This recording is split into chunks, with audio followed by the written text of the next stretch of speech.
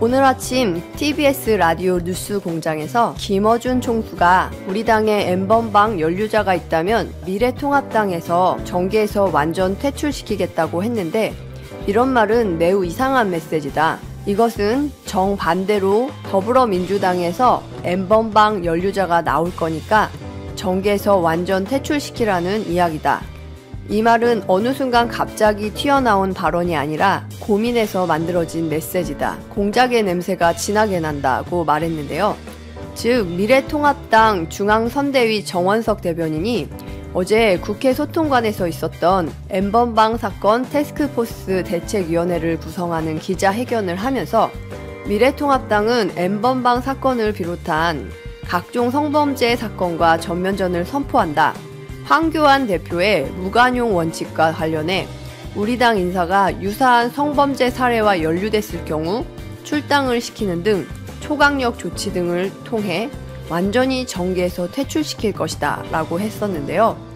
그런데 김어준 총수의 말을 그냥 무시하고 넘어갈 수 없는 이유가 깨어있는 시민들이라고 한다면 대충 총선을 앞두고 꼭 무슨 일이 생긴다는 걸 예상하고 있는 거 아닙니까? 더구나 김어준 총수의 예상을 믿지 않을래야 않을 수가 없는 게 미래통합당 선거대책위원회 이진복 총괄본부장이 지난 3일 오마이뉴스 기자와 인터뷰를 하면서 이런 말을 한 적이 있었거든요.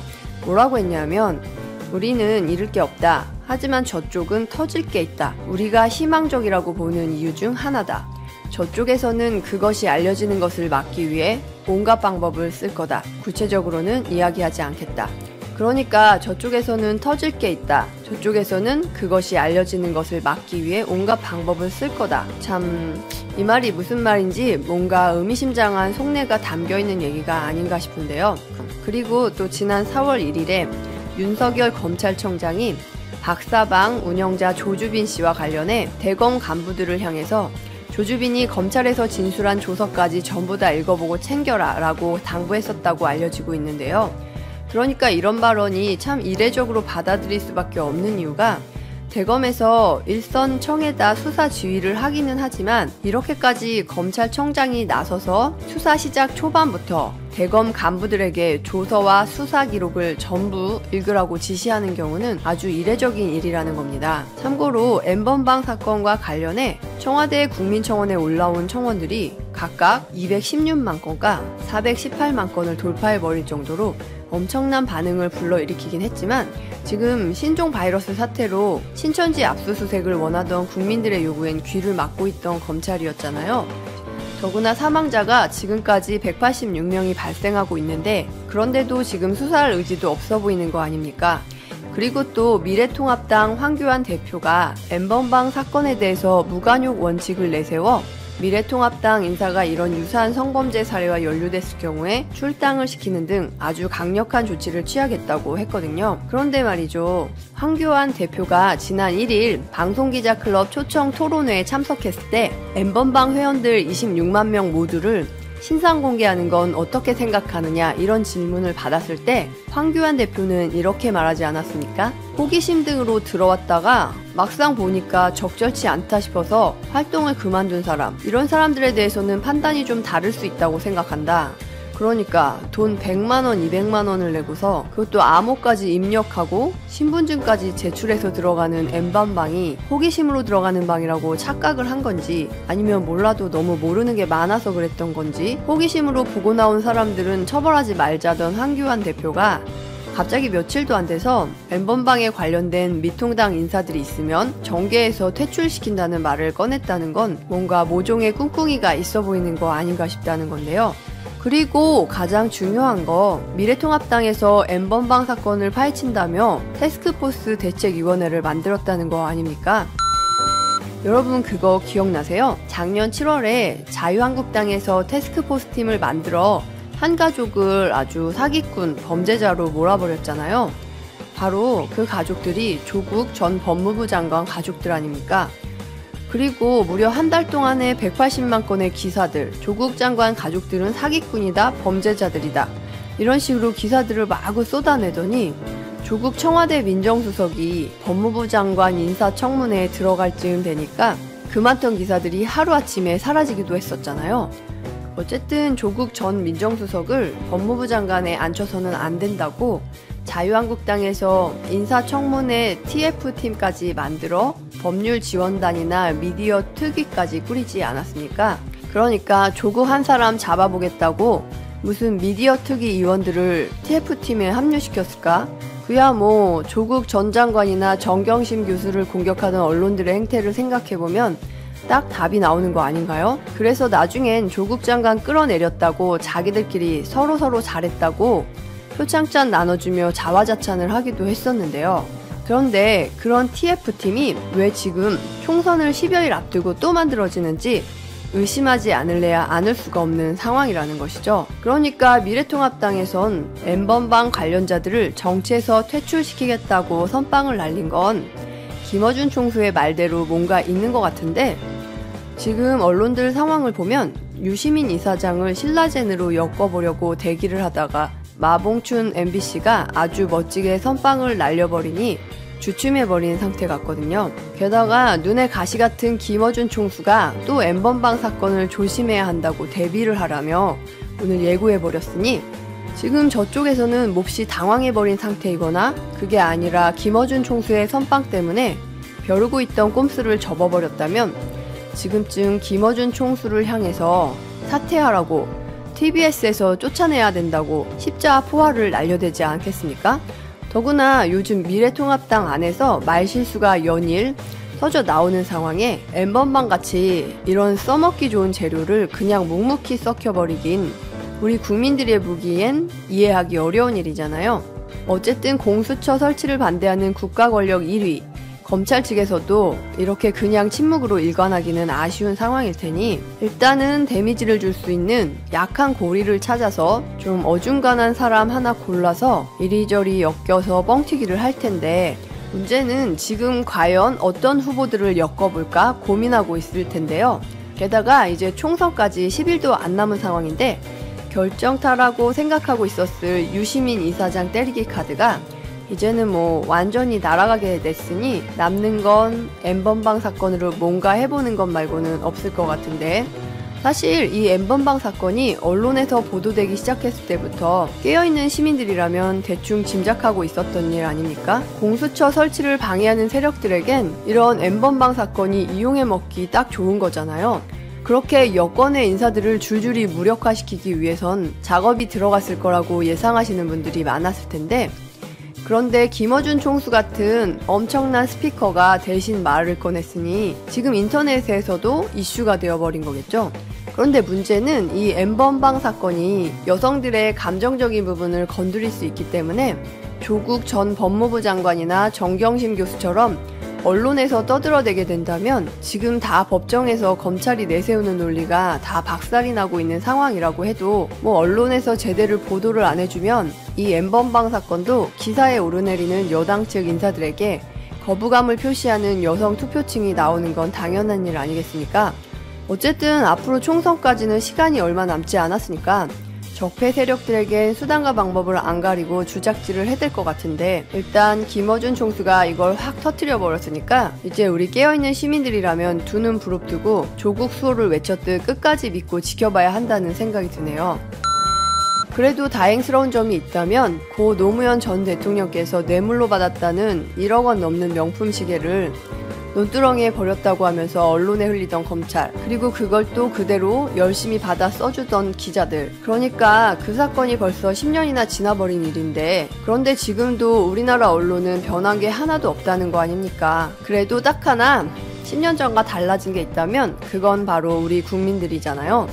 그렇게 검찰과 언론에서 쏟아내는 거짓 정보와 가짜 뉴스에도 이리저리 휩쓸려 다니지 않으며 우리 국민들은 지난 10년 사이에 이만큼 성장했다는 거니까 정말 다행스러운 일이라고 생각되는데요. 더불어 유시민 이사장이 말했던 전통 미디어가 지금 정보화 시대를 따라오지 못하고 유튜브나 블로그 같은 개인 미디어들을 통해서 정보를 검색하고 습득하고 여기저기 공유할 수 있는 시대가 돼버렸으니까 이런 정보화 시대의 기술도 우리 국민들에겐 적폐 세력과 싸워 이길 수 있는 아주 유용한 수단이라는 거잖아요. 물론 가짜뉴스가 워낙에 많아서 사실 확인을 하는 일이 반드시 필요하기는 하지만 사실 확인을 해야 되는 건 전통 미디어에도 똑같은 상황 아닙니까? 더구나 인간이라는 존재는 기본적으로 자기 마음에 드는 걸 선택하면서 사는 거니까 가짜뉴스에 빠져도 스스로 헤어나오려는 노력이 없으면 절대 헤어나오기 어렵다는 것이죠. 어쨌든 오늘 꼭 전해드리고 싶은 말이 있다면 다른 사람에 대해서 제대로 알고 있는 게 없으면 절대로 남을 억울하게 해서는 안 된다. 특히 하나님을 믿는 기독교인들이라고 한다면 성경에 오지랖 떨면서 다른 사람들을 억울하게 하는 건 하나님이 싫어하는 죄라고 가르치고 있는 거 아닙니까? 그래서 십자가 위에서 죽어가던 강도가 예수님을 향해서 조롱하고 돌 던지던 이스라엘 백성들을 향해서 그러지 마라. 예수님은 그런 죄인이 아니다. 라면서 얘기를 하니까 그때 십자가 강도도 예수님께 구원을 얻은 거 아닙니까? 즉 이 말이 뭐냐면 하나님을 제대로 믿는 사람들, 예수님을 제대로 아는 기독교인들이라면 남들이 아무리 다른 사람을 가리켜 나쁜 놈이다, 사기꾼이다, 범죄자다 이런 말을 하면서 아무리 난리를 친데도 자기 스스로 생각하고 판단해서 함부로 오지랖 떠는 사람들은 아니라는 겁니다. 그런 마음이 바로 하나님에게 축복을 받는 마음, 가난한 심령을 가진 기독교인이라는 거예요. 그러니까 제발 좀 기독교인들이라고 한다면 잘 알지도 못하면서 남들을 비방하고 조롱하고 멸시하는 가짜뉴스 같은 거에 휘둘려 상대방을 억울하게 만드는 그런 짓은 하나님이 싫어하신다. 정말 미워하신다. 그럼 끝까지 들어주셔서 감사드리고 좋은 의견 있으시면 댓글로 많이 남겨주세요. 대표님, 제가 또 일반적인 입장에서 질문을 드리면 사람들이 여유 자금이 사실 그렇게 많지가 않거든요. 그래서 여유 자금만으로 투자를 하려면 뭐 한 달에 뭐 몇십만 원, 뭐 몇만 원 밖에 투자를 못하고 예를 들면 집 같은 걸 한번 사면 대출을 받더라도 크게 사니까 처음 시작 자금이 크니까 뭐 좀만 움직여도 뭔가 좀 충분한 것 같은데 주식은 뭐 나 뭐 돈 모아서 집도 사야 되고 그러니까 집값 다 제외하고 남는 돈으로 하려니까 너무 충분하지 않다. 집을 사지 말아야죠. 집을 사면 안 되는 건가요? 그렇죠. 아까 얘기했잖아요. 집은 일을 하지 않는 돈인데 왜 집을 사야 되죠? 그러니까 그게 고정관념이죠. 고정관념이죠. 왜 집을 사죠? 집값에 들어갈 돈을 낮추고 그 돈으로 아니요. 그러니까 집을 사야 된다는 이유가 내가 예를 들어 돈이 뭐 몇십억 있다. 네. 그러면 내가 집도 사고 그걸로 주식도 사고 할 텐데 내가 지금 월급쟁이에요. 내가 지금 이제 앞으로 부자가 되고 싶어요. 그러면 내 돈을 가지고 일을 시켜야 되는데 가장 일을 열심히 하는데 해야지. 집은 일 안 해요. 예를 들어서 20년 전에 50평짜리 집이 20년 후에 100평 되나요? 그 고정관념부터 좀 깨야 된다고 봐요. 일단 사람들은 뭐 결혼도 해야 되고 살 집이 그러니까 있으니까 부자 되고 싶은 마음이 그만큼 없는 거예요. 그걸 아껴서 일로 가야 돼. 당연하죠. 내 여유 자금을 어떻게 하면 가장 효과적으로 일하게 하느냐에 초점이 맞춰진다 그러면 집을 살 필요가 없죠. 수익률이 가장 높은데 가장 많이. 그렇죠. 그러니까 예를 들어서 주식은 아까 얘기했지만 확장성을 보고 투자하는 거잖아요. 그러면 내가 앞으로 20년 후에 내 자산이 확장을 해야 되는데 가장 확장하는데 가장 효과적인 게 주식인데 왜 그 돈을 집으로 사죠? 그렇죠. 네, 저는 그렇게 생각해요. 그래서 미국에서는 지금 요새 어떤 게 유행이냐면 파이어족이라고 많이 나오잖아요. 그 Financially Independent Retire Early라는 지금 젊은 사람들이 그 생각이 많아요. 그래서 집을 안 사고 엄마 집에서 그냥 계속 버티는 거예요. 그 돈으로 주식 투자하려고. 그런 비용을 다 아끼는 거예요. 외식도 안 하고. 뭐 어디 좋다 그건 아니지만은 많은 걸 생각하게 하죠. 여유 자금이 없다 그러면서 막 여행 가고 막 비싼 거 사 먹고 하잖아요. 죄송합니다. 아니 그러니까 여유 자금이 없는 게 아니라 여유 자금에 대한 인식의 부족이에요. 사람들은 여유 자금을 집도 사고 뭐 여행 가고 여행 차도 사고 다 하면서 나머지 자금이 없잖아요. 그건 심각한 문제가 생기죠. 여유 자금은 먼저 만드는 거라고 생각해요. 먼저 만들고 그걸 빼고. 그렇죠. 그 다음에 그 우선순위에 따라서 소비를 하고 돈이 끊어지면 스탑하는 거죠. 하나 또 제가 여쭤보고 싶었던 게 사람들이 가장 중요시하는 사실은 마켓 타이밍을 되게 중요시하잖아요. 방금 전에 카카오 예를 들면 카카오가 나왔으니까 카카오도 완전히 내려갔다가 최근에 뭐 한 50% 이렇게 상승을 했는데 야 그러면은 옛날에 비해서 불과 몇 달 전에 50% 아래였는데 지금 뭐 50% 비싸다. 기다려야 되냐? 이 마켓 타이밍을 언제냐? 이거를 정말 중요시하고 보통 주식 추천해 주세요 말할 때는 어떤 주식에 대한 장기 전망을 추천해 달라는 것보다 마켓 타이밍을 추천해 달라는 뜻으로 얘기를 많이 그러니까 아까도 얘기했지만 그거는 카지노에 난 거죠. 내가 이 주식 굉장히 좋아. 근데 지금 5만 원이야. 내가 4만 원 되면 사야지. 가장 많이 얘기해요. 네, 근데 never 그런 일이 일어나지 않아요. 6만 원 돼요. 그러면 아이씨 그때 5만 원 주고 살 걸. 그래도 3만 원 돼요. 그때 또 못 사요. 2만 원 될 것 같아요. 그래서 주식은 내가 갖고 싶어야 돼요. 그 주식은. 내가 카카오라는 주식을 정말 좋아한다. 이번에 돈 많이 벌 거다. 그럼 내가 카카오 주식 갖고 싶은 거예요. 그러면 3만 원대도 사고 5만 원대도 사고 4만 원대도. 왜 그걸 사냐? 나중에 100만 원 될 것 같으니까. 나중에 100만 원 된다 그러면 지금 3만 원에 사고 5만 원에 사고 2만 원에 사고 무슨 의미가 있죠? 저 삼성전자 마찬가지죠. 삼성전자 산 게 내가 2만 원에도 사고 15,000원에도 사고 3만 원에도 사고 4만 원에도 사고. 근데 그게 250만 원 됐으면 된 거 아니에요? 저는 주식 투자는 그런 거라고 봐요. 근데 너무나 많은 사람들이 단기간에 잠을 못 자는 거예요. 이게 사갖고 5만 원 주고 샀는데 3만 원 되면 막 머리를 뜯는 거예요. 그건 주식 투자가 아니라 그건 카지노가 한 거지. 내가 사는 이유는 그 회사 매니지먼트가 일을 열심히 할 거로 믿고 사는 거잖아요. 근데 사람들은 자기가 일하려고 그래요. 네. 자기가 사고 파는 행위로 해서 일 벌려고 그러는 거죠. 너무너무 이해가 안 가는 거예요. 제가 일반인 입장에서 약간 변명을 해보자면은 저 인생이 그렇게 긴 게 아닌데 20년 뒤를 보고 예를 들면 지금 나이가 30이다 40이다 20년 뒤에 뭐 60살 50살 넘어가서 그때 가서 뭐 자산이 좀 부른 게 지금 당장 너무 궁핍하게 산다면은 이런 생각을 또 많이 할 거고 지금 당장 결혼도 해야 되고 지금 당장 엄마 집에서 나이 드는데 계속 있기도 그렇고 그러면은 일반적인 인간의 어떤 삶의 길이를 봤을 때 20년은 길다 한 2년 3년 뒤에는 뭐가 안 될까 그런 생각을 물론이죠. 많이 하게 되고 근데 그거는 이제 초이스의 문제예요. 네. 내 라이프에 대한 철학이에요. 예를 들어서 극과 극이죠. 어떤 사람은 돈을 모아서 백을 사는 사람이 있고 어떤 사람은 그 돈으로 주식 투자하는 사람이 있고 그 사람은 어떤 생각을 가지고 인생을 살았을까. 한국이 지금 심각하잖아요. 노예비거리 세계 1위죠. 자살률 세계 1위죠. 여러분 초이스예요. 그런 거를 현명한 사람이라고 그러면 그런 소비를 하지 않는 거죠. 그러니까 2, 3년에 부자 되는 방법은 없거든요.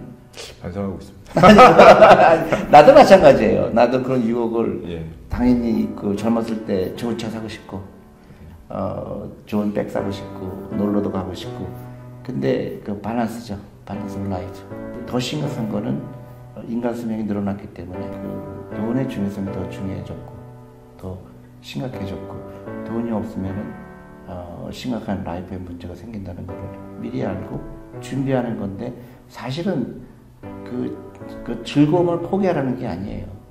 예를 들어서 내가 차가 없다고 해서 그렇게 불편할까요?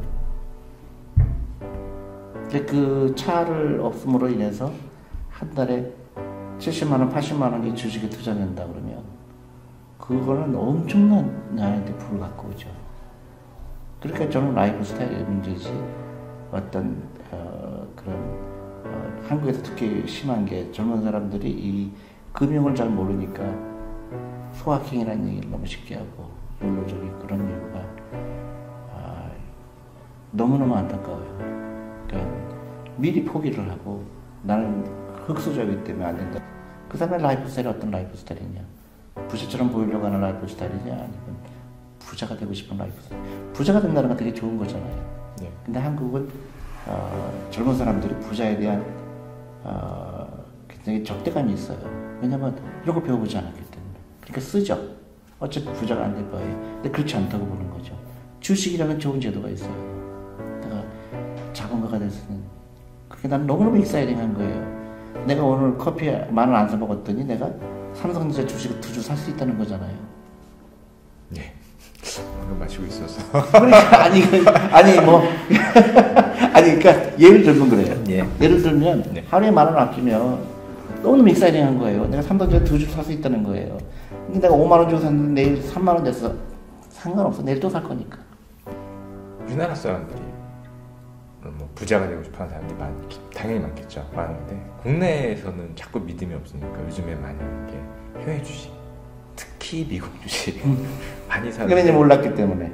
예. 대표님 보시기에는 오히려 미국보다는. 그렇죠. 저는 항상 망했다는 회사가 나타나면 또 한번 보게 돼요. 정말로 망했는지, 혹시 기회가 있지 않은지. 예. 지금 만약에 나쁜 뉴스가 나게 되면 한 번 더 보죠. 시장은 항상 오버리액트 되게 돼 있거든요. 과대로 반응하거든요. 예를 들어서 뭐 브렉시트다 그러면 난리가 나잖아요, 사람들. 근데 세상이 망한 것처럼 뭐 중국하고 미국하고 무역 전쟁이 되니까 막 그냥 난리가 나잖아요. 그때 더 흥분이 돼야 돼요. 그때 주워 먹을 게 없나? 실제로 펀더멘털에 큰 차이가 없을 가능성이 크거든요. 예를 들어서 한국하고 일본하고 어떤 무역 전쟁이 일어났다. 그랬을 때 정말로 거기에 시가총액 10%가 증발했다. 근데 정말로 한국하고 일본하고 무역 전쟁 때문에 그 회사가 10% 매출이 감소할까? 그렇게 보지 않거든요. 그래서 그럴 때마다 더 보게 되는 습관이 생긴 거죠. 왜냐면 결국 지나고 나니까 그게 좋은 주식을 싸게 살 수 있는 기회를 주더라 그런 거죠. 근데 그건 장기 투자하는 사람만이 갖고 있는 거지. 일주일 투자하는 사람은 그거를 볼 수가 없죠. 또 다른 측면에서 하나 질문 드리면 우리나라 같은 경우는 좀 지역적 특성이 있지 않습니까? 특히 북한이라는 특성이 있는데 그래서 또 많은 사람들이 이거 언제인지 몰라도 통일 관련 뭐가 되지 않을까? 뭐 20년을 보고 투자를 했으니까 20년 내에는 뭐가 되지 않을까? 그래서 뭐 대표적으로 흔히 대북주라고 표현하는 건설이라든지 아니면 뭐 현대 쪽이라든지 뭐 이런 되게 유행에 민감한 통일에 민감한 주들을 오래 들고 가는 경우가 있는데 이런 거는 뭐 가능한 투자 방식일까요? 저는 테마주라고 이제 그것도 솔직히 테마주라고 그러잖아요. 저는 그런 거 믿지 않고요. 만약에 통일이 된다 그러면 나는 어떤 주식 사도 괜찮을 것 같아요. 지금 당장 만약에 내일 한국이 통일된다 그러면 저는 이거 무지무지한 기회라고 봐요. 주식시장이. 저는 이거는 상상할 수 없는 기회라고 생각하고 봐요. 정말 걱정되는 건 일본일 것 같아요. 그렇게 되면. 왜냐면 일본의 가격 경쟁력은 한국에 비해서 월등하게 떨어질 거거든요. 한국은 기차로 실을 거 아니에요, 이렇게. 근데 일본은 뺑 돌아갖고 그 배로 가야 되니까 저는 일본은 정말 험난하게 될 것 같아요. 그래서 저는 일본에 투자하는 건 좀 겁이 나요. 일본은 진짜 심각할 것 같아요. 근데 안타깝게도 우리가 한국 왜 자꾸 일본을 따라가려고 그럴까? 그래서 저는 이게 한국의 기록이 있다 그러는 게 정말로 엄청난 선진국이 되느냐 아니면 주저앉느냐 저는 그거에 주저앉을 거라고는 보진 않아요. 한국 사람들이 우수하기 때문에. 근데 이제 어떤 정치적인 거, 그 다음에 사람들이 깨이지 못한 거 이유로 이걸 깨야 된다고 보거든요. 사람들. 그래서 제가 계속 주식 강연을 가는 이유가 한 사람이라도 더 그런 금융 지식을 얻게 되고 좀 글로벌한 시각을 갖게 되고 하면은 일본 같이 되지 않을 거라고 보는데 일본 사람이 얘기하는 부동산에 투자한다든가 예금에 넣는다든가 그런 게 이제 한국도 일어나니까 자산의 거의 70~80%가 부동산에 묶여 있는 나라는 굉장히 위험하죠. 그 집을 사면 안 돼요.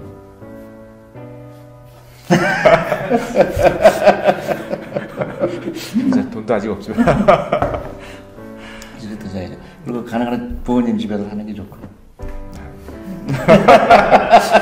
부모님이 싫어하시는.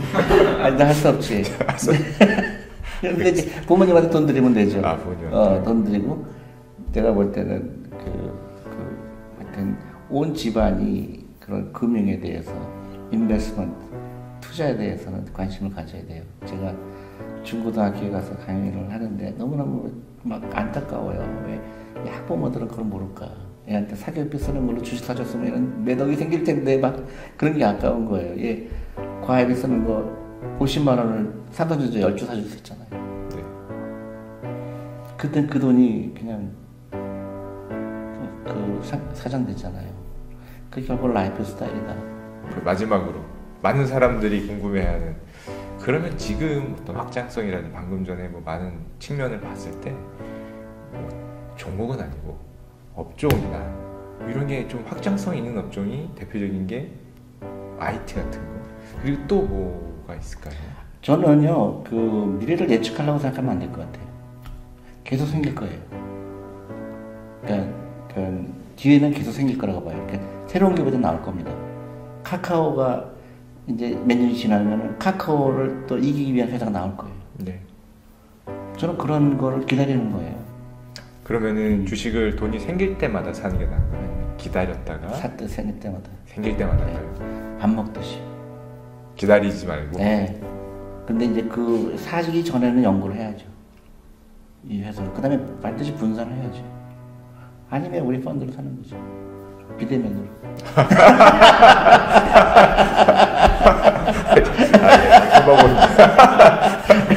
그래서 예, 유일하게 예. 대한민국에서 비대면으로 하니까 예. 제가 하루에 제가 한국에서 캠페인 하고 있는 게 있어요. 하루에 10,000원씩 하라. 네. 커피만 2잔 아껴도 하루에 10,000원씩 할 수 있잖아요. 그러면 저는 정말로 개런티합니다.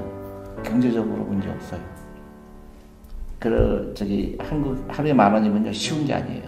그럼 한 달에 1년에 400만 원이죠. 10년이면 4천만 원이죠. 그게 복리를 불어난다고 보세요. 그게 무시 못하는 겁니다. 근데 그거라도 실천해야 된다. 그래서 저희가 그 하루에 10,000원씩 하는 캠페인을 하고 있어요. 우리 펀드에 가입하세요. 아, 예. 마지막으로 한 가지. 사람들이 수수료에도 민감하고 물론 뭐 비대면 이런 게 있긴 하지만 요즘 제일 많이 하는 게 ETF 같아요. 뭘 고를지는 모르겠는데 펀드에 대한 불신은 있고 수수료 싸다니까 ETF에 돈이 굉장히 많이 몰리는데 그리고 ETF가 예. 여기서 패시브로 갈 거냐 액티브로 갈 거냐 그게 차이잖아요. 예. 뭐 나름대로 패시브도 의미가 있고 액티브도 의미가 있는데 저는 액티브라는 입장이기 때문에 저는 액티브가 좋다고 얘기하는데 ETF의 가장 큰 단점은 그거예요. 내가 갖고 싶지 않은 회사가 너무 많은 거예요. 그렇죠. 네. 그래서 저는 내가 갖고 싶은 회사만 갖고 싶은 그 사람은 ETF가 안 맞을 거고 특히 한국 시장에서 ETF가 안 맞을 거라고 봐요. 아까 얘기했잖아요. 코스피 ETF를 샀을 때 10년 기다렸을 때 그대로 박스피가 길었죠. 2천이면 그렇지만 그 회사 주식 중에서는 망한 것도 있고 10배 오른 주식도 있고 한데 나는 10배 오른 주식만 갖고 있지 다 에버리지 해갖고서는 그냥 계속 똑같은 코스피에 투자하고 싶지는 않죠. 한국 시장에서는 뭐 미국보다 조금 더 잘 고를 필요가 있었다. 그러니까 ETF는 그렇죠. 조금 더 불리하다. 네, 특히 이머징 마켓은 이 인포메이션이 다 풀리 쉐어되지가 않고 있거든요. 미국처럼 그렇게 투명성이 별로 없거든요. 그러니까 미국 같은 데는 ETF가 될 수도 있지만 한국이나 이머징 마켓은 좋은 회사와 나쁜 회사 차이가 너무 커요. 네. 그래서 거기는 ETF가 맞지 않을 것 같아요. 그럼 오히려 좀 액티브한. 그렇죠. 내가 갖고 싶은 회사만 고르는 게 좋을 것 같아요. 도움이 되셨어요? 저요? 집을 어떻게 해야 되나?